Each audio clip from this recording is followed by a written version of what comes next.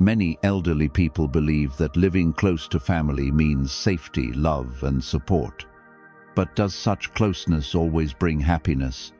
Could it, instead of providing comfort, lead to more suffering? Today, we will explore this question through the story of an elderly American man and the life philosophy that teaches us how to find peace and fulfillment in our later years. John Thompson dedicated his entire life to work and raising his children.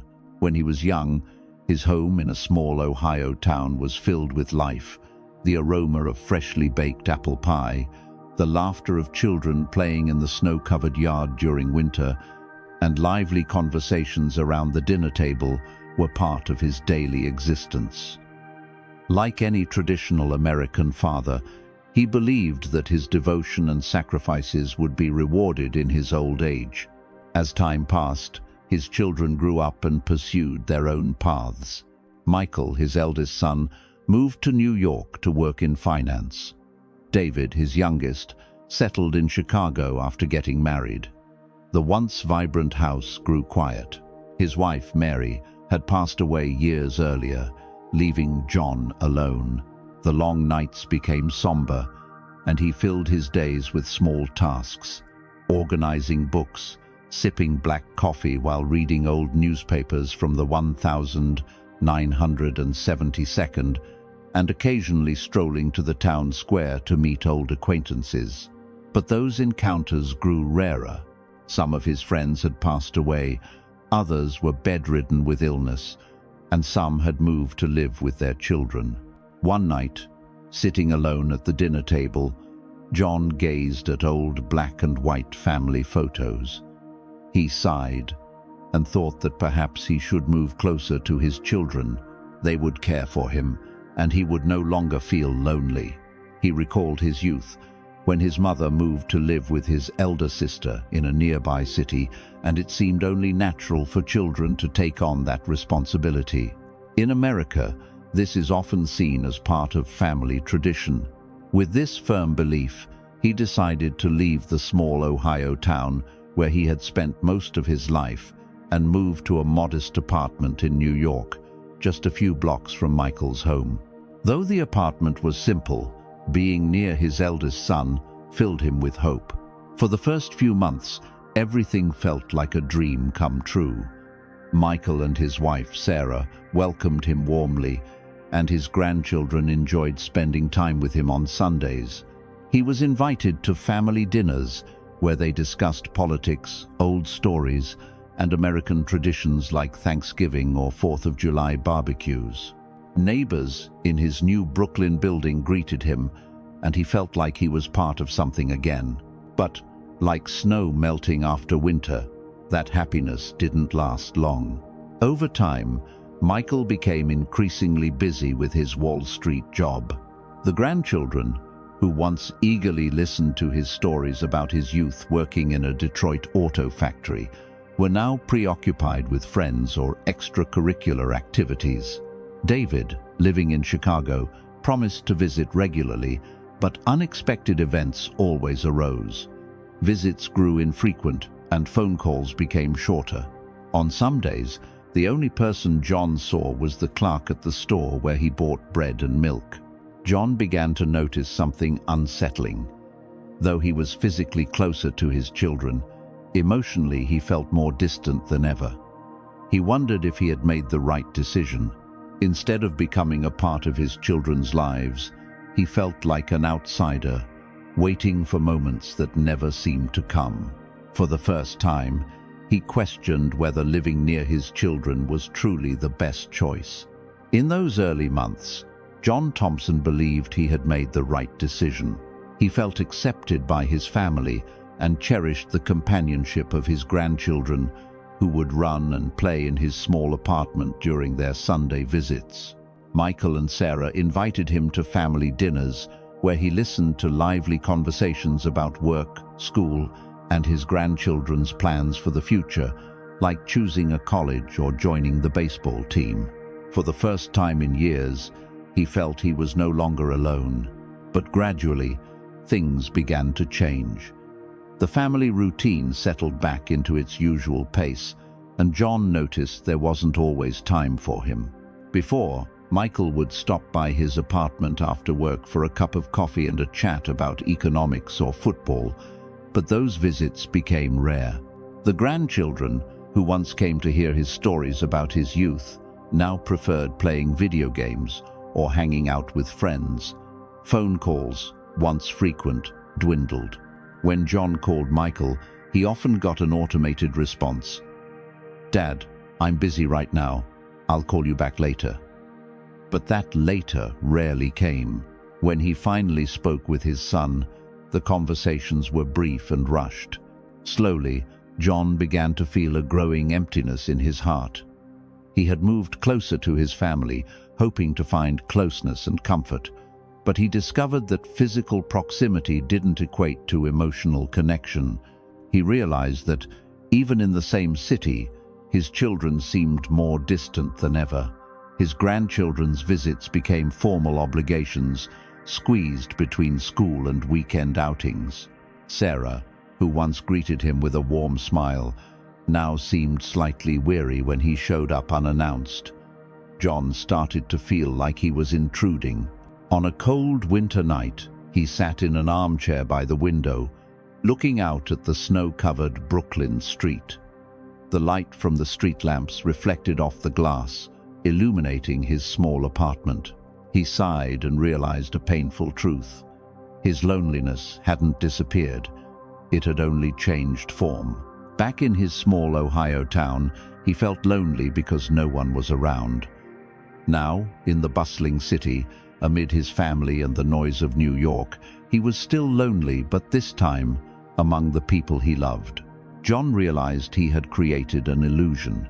He thought the solution to his loneliness was to be near his children, but in reality, they had their own lives, their own challenges, their own dreams, like Michael's career advancement or David building his family in Chicago. He who had devoted his life to them now felt like a guest in their routines. One day, seeing Sarah and the grandchildren rushing off somewhere, he tried calling Michael to talk, but his son, adjusting his coat and grabbing his car keys, only said, "Sorry, Dad, we're really busy today. Let's talk later." In that moment, John realized something important. His children's time no longer belonged to him, and his sadness, instead of diminishing, only grew. John Thompson began to feel something he never expected, a deep resentment. He had spent his youth raising his children, working hard in the factory to ensure they had a better future. For years, he set aside his own desires and dreams like traveling or learning to play the guitar to give Michael and David the best. Now, in his later years, he felt that the least he could expect was for them to be there for him, to reciprocate the love and sacrifices he had made. Sitting alone in the kitchen with a cooling cup of coffee, he thought to himself, "I sacrificed myself for them, gave my whole life to raise them. Now, in my old age, they should be there for me." But no matter how fair that seemed, he realized reality didn't meet his expectations. He began noticing small details he had previously overlooked. When visiting Michael's home, he felt his presence was a burden. His son and daughter-in-law exchanged subtle glances when he arrived unannounced, as if he were interrupting their busy lives. He tried starting conversations with Michael, but received only short, hurried responses.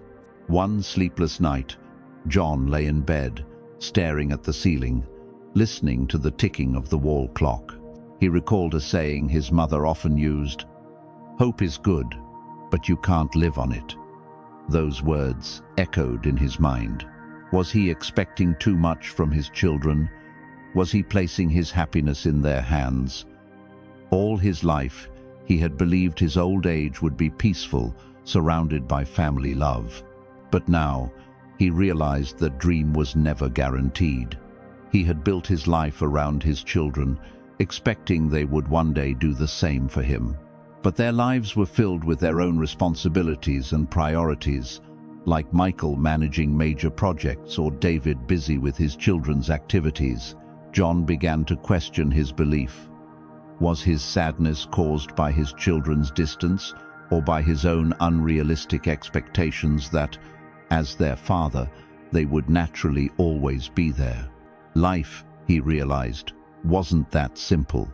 One winter day, he decided to take a walk in Central Park near his home. He sat on a bench, watching people pass by, some feeding pigeons, others simply enjoying the winter air. He wondered if he should stop expecting so much from his children. Perhaps the solution to his loneliness didn't lie with them, but within himself. When John Thompson moved to New York to be near his children, he thought he had made the best decision. But what seemed like a logical choice quickly became a silent trap. Without realizing it, he had become emotionally dependent on his children. At first, he didn't see this dependency. In those early months, every call from Michael brought joy. Every family lunch invitation warmed his heart. But as those interactions became less frequent, John recognized a painful pattern. He spent his days waiting for a call, waiting for a visit, waiting for a simple moment of attention to make him feel important. Each excuse he heard from his children: "Dad, we're really busy this week, but I promised to stop by on Sunday," or "The kids have a lot of activities, we'll figure something out," felt like a small blow, leaving him feeling rejected. The time he spent alone in his apartment seemed to stretch endlessly, his coffee growing cold in the silence.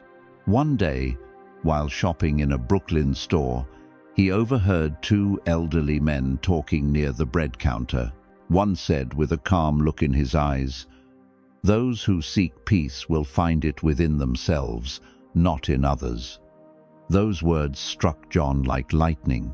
All his life, he had believed happiness came from being surrounded by family. But what if happiness came from within? He began to ask himself, "Am I waiting for my children to fill a void that only I can fill?" In the days that followed, John reflected deeply on this idea. He recalled his youth, when he was strong and independent, finding joy in simple things like fishing on weekends or fixing cars in the garage without needing anyone's validation or presence. What had changed? Had age made him dependent on his children's love, or had he created that need within himself? He realized that by moving closer to his children, he had unintentionally placed an emotional burden on them, one they had never asked for. He wanted them to fill his loneliness, to be constant companions, to make him feel loved. But was that expectation fair? Determined not to grow further apart, he made a decision. He could no longer tie his happiness to his children's presence. He needed to reclaim his emotional independence. He needed to rediscover himself. From that moment, he resolved not to spend his days waiting anymore. If his children visited, that was wonderful. If not, he would find other ways to fill his time. After all, he had lived decades before his children were born and knew he could still experience meaningful moments, with or without anyone's presence or validation. After weeks of quiet reflection and sleepless nights, John Thompson made a choice. He would no longer spend his days waiting for his children. He couldn't rely on their visits, random calls, or the attention he received. To find peace, he needed to change his perspective. That morning, instead of sitting by the phone, he decided to go for a walk. New York was still cold at that time of year, but the clear sky and fresh air gave him a renewed sense of vitality. He strolled through Prospect Park near his home, watching children play, couples walk along the paths, and elderly people feed pigeons. For the first time in months, he felt like part of the world, not just a spectator waiting for something to happen. From that day forward, John began filling his time with things that brought him joy. He rediscovered his love for reading, immersing himself in the classics of Hemingway and Steinbeck, books that had long gathered dust on his shelves. Each page turned felt like opening a new door in the universe where he could reflect on his own journey. He also rediscovered the value of small daily rituals. He started brewing coffee more carefully, choosing his favorite beans as he had in his youth. He visited the Brooklyn farmers market without rushing, chatting with vendors and observing the rhythm of city life. He even began talking with neighbors in his building, people he had previously only acknowledged with a nod. Unknowingly, these changes began to affect his children. Before, when Michael visited, he felt a weight on his shoulders, a sense of guilt for not being as present as his father expected. Now, when he called John, he noticed something different in his father's voice. His father no longer sounded sad, needy, or anxiously awaiting his visits. Instead, he spoke calmly, sharing stories of his walks, the books he was reading, and even the new people he met in the neighborhood, like the florist on the corner or the neighbor teaching him to bake bread.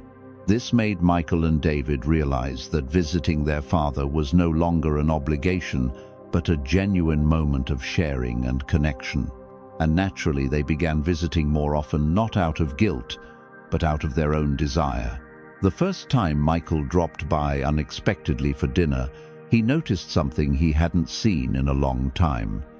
His father was genuinely smiling. It wasn't a forced smile hiding sadness, but a calm, serene smile, as if he had finally found peace within himself. John realized that this was true freedom. He was no longer bound by the expectations he had created. He no longer measured his worth by the time his children spent with him. He learned to be complete on his own, finding joy in small things, and through that, he restored something even more precious, a lighter, more genuine relationship with his children, when there were no demands, no resentment, no awkward silences born of obligation. They were together because they wanted to be. In that moment, John realized something powerful.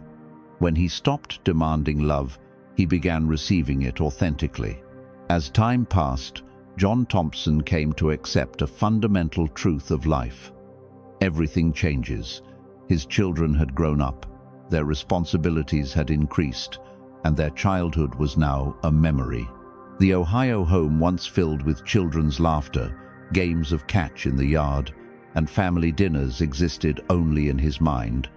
At first, this realization broke his heart. He found himself reminiscing about the days when his children ran around the yard, begging for one more bedtime story about fishing trips on Lake Michigan.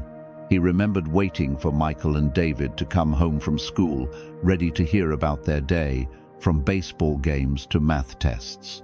But now, those same children were busy with their own children, their careers, and the lives they had built for themselves. One day, after lunch, sitting on a park bench, John heard the gentle trickle of a nearby stream. He walked to its edge, watching the water flow softly along its path. In that moment, he recalled a saying his grandmother in Ohio used to repeat, "The river never stops." Those words echoed in his mind.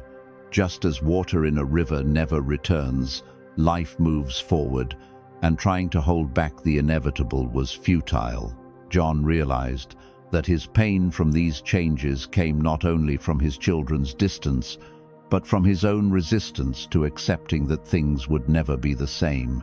Life, he understood, consists of cycles: childhood, youth, adulthood, and finally, old age. Each phase brings new experiences, new ways of living, and new lessons. He began to reflect on what this meant for him. Should he continue fighting the natural flow of life, trying to reclaim what no longer existed, or should he learn to flow with it? His role in the family had changed. Once, he believed his children would always be the boys he protected, but the truth was, they had become men with their own families, responsibilities, and duties, like Michael managing financial projects or David coaching his son's soccer team. Their having less time for him didn't mean they loved him less. It simply meant their lives were following their natural course. Returning home, John looked out at the snow-covered Brooklyn streets and smiled. He recalled something an old friend said while fishing at the lake. "Winter always returns, but it's never the same winter." Life was like that, cyclical, ever-changing, always moving. He finally understood that accepting this impermanence was the key to finding peace in old age. He shouldn't look back on the past with sadness, but with gratitude. After all, the moments he cherished had been lived fully with love. Now, it was time to create new memories, instead of mourning what was gone. Back at home, he brewed a cup of coffee and opened a book he had long meant to reread, a novel by Mark Twain. In that moment, he realized that happiness didn't lie in reliving the past, but in embracing the present as it was, a new chapter ready to be lived. The loneliness that once felt like a crushing burden no longer weighed on John Thompson. Over time, he began to see solitude differently, not as a punishment or a sign of abandonment, but as an opportunity to rediscover himself. In the early months after moving to New York, John avoided silence, filling his days with distractions like television and anxiously awaiting visits or calls. But when he accepted that his children's lives followed their own paths, he realized he didn't need noise to fill his days. He only needed to be with himself. With this new mindset, he started tending a small garden on his balcony. In his youth, he had loved gardening, but during the years of work and raising children, he had no time to nurture plants. Now, each morning, he watered his flowers and herbs with patience, observing their small progress. The scent of lavender and mint filled his kitchen, evoking memories of simpler times when Mary, his wife, made strawberry jam to spread on toast for Sunday breakfasts. Another joy he rediscovered was the guitar, an instrument he hadn't played since college. At first, his fingers were stiff and unfamiliar, but over time the melodies began to flow again. Some nights, he sat by the window, strumming and watching the city lights. The music filled the space in a way no conversation could replace. He also took up cooking. Throughout his life, Mary had handled the cooking, and he had never really bothered to learn her recipes. But now, with time and patience, he decided to recreate the dishes she loved. Relying on memory, he made pot roast and mashed potatoes, classic American comfort foods that brought warmth on cold days. The aroma of home-cooked meals filled his apartment, creating a sense of home he hadn't felt in years. Through this process of self-discovery, John realized an important truth. Being alone didn't mean being lonely. The difference lay in how he viewed his life. He could continue lamenting the absence, feeling abandoned, and waiting for others to fill his void, or he could choose to fill himself with small joys and moments of peace. One morning, sipping coffee and watching birds on his windowsill, he smiled to himself. For the first time in a long time, he didn't feel the need to check his phone or wait for the next visit. He was at peace with himself. Now, when his children visited, they saw a calmer, lighter man, free from the weight of expectations. Their meetings became more genuine, filled with true care. John realized that loneliness was, in fact, a gift, a space to grow and rediscover. He once thought his children's love had to be shown through constant presence, regular visits, and frequent calls. But now, with a calmer mind, he understood that love wasn't measured by time or words, but by respect and freedom. In the early years after moving to New York, John lived in anticipation of his children's visits. If a Sunday passed without one, he felt rejected. If a call was delayed, he wondered if he had done something wrong. But by taking control of his own life, he realized that this inner burden only caused him pain, and that his children didn't love him less just because they had their own lives and priorities. He recalled a conversation from years ago with an old friend, Thomas, a pastor from a rural Ohio church. During one meeting, Thomas had told him, "True love doesn't bind, it sets free.